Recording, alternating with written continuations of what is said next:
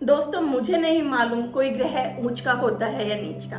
मुझे ये भी नहीं मालूम कि कोई राशि 8वें घर में बैठी है या 12वें में हमें क्या नुकसान देगी। लेकिन मुझे इतना ज़रूर मालूम है कि अगर आपकी कुंडली में कोई ग्रह नेगेटिव हिट्स दे रहा है या नीच का है और कोई राशि 8वें में या 12वें में बैठी है, तो अगर हम उसको घर में बैलेंस कर लेते हैं, उसकी दिशाओं में, उस राशि की दिशाओं में, उस ग्रह की दिशा में अगर हम घर में बैलेंस कर लेते हैं, उस दिशा को बैलेंस कर लेते हैं, तो कुंडली में आपको कभी नेगेटिव हिट्स नहीं देगी। नमस्कार दोस्तों, मैं रश्मि बंसल।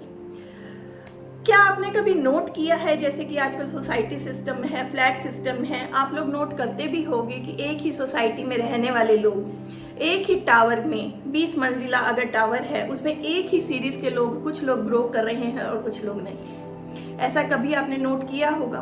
कई बार ऐसा भी होता है कि चलो हम फ्लैट सिस्टम की बात ना भी करें तो नॉर्मल घरों में भी हम देखेंगे कई बार वास्तु दोष होता है, लेकिन उस ओनर को लगता नहीं है। हम लोग भी कहते हैं ना, अरे उसकी ये वास्तु दोष तो उसके घर में उसको क्यों नहीं लग रहा। इसका क्या रीज़न है दोस्तों? इसका रीज़न ये है कि ज्योतिष शास्त्र और वास्तुशास्त्र एक संयुक्त शास्त्र है। वास्तु शास्त्र ज्योतिष शास्त्र के बिना अधूरा है और ज्योतिष शास्त्र वास्तुशास्त्र के बिना, है ना। हर एक दिशा को एक ग्रह रिप्रेजेंट कर रहा है, हर एक राशि को एक दिशा रिप्रेजेंट कर रही है। जाने अनजाने कई बार क्या होता है कि हम घर खरीद लेते हैं, लेकिन वो हमारी कुंडली के साथ समन्वय बिठा लेता है। हमारी कुंडली जिसके नाम पे वो घर है, उसकी एक कुंडली है, उस कुंडली के ग्रहों के अनुसार उस घर की फाउंडेशन में वो ग्रह बिछ जाते हैं और उन्हें उसे पॉजिटिव रिजल्ट देते हैं। और कई बार नहीं बिछते, इसीलिए वो नेगेटिव रिजल्ट देते हैं। इसी को दोस्तों एस्ट्रो वास्तु कहते हैं। कि कभी भी जब हमें बहुत अच्छे रिजल्ट लेने हैं, बहुत बड़ी बड़ी समस्याओं का सामना करना है, तो हमें ज्योतिष शास्त्र और वास्तुशास्त्र दोनों का सहारा लेना पड़ता है। कभी भी हम बिल्कुल सही एक शास्त्र के साथ आपको रिजल्ट नहीं दे सकते।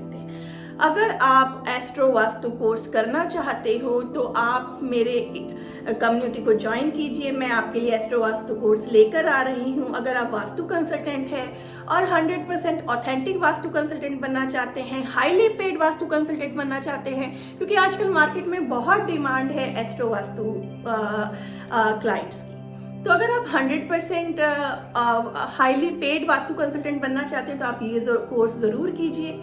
और अगर आप एस्ट्रोलॉजर हैं तो आपको थोड़ी बहुत नॉलेज वास्तुशास्त्र की भी ज़रूर होनी चाहिए, क्योंकि हम घर में भी कभी प्रॉब्लम्स आने, जैसे हमने कुंडली चेक की और घर में कभी हमें प्रॉब्लम्स आ रही हैं, तो हम कई बार दान पुण्य या पूजा पाठ करा के उन प्रॉब्लम्स को सॉल्व नहीं कर सकते, तो हम घर में कुछ चीज़ें इधर उधर करवा के भी प्रॉब्लम सॉल्व कर सकते हैं।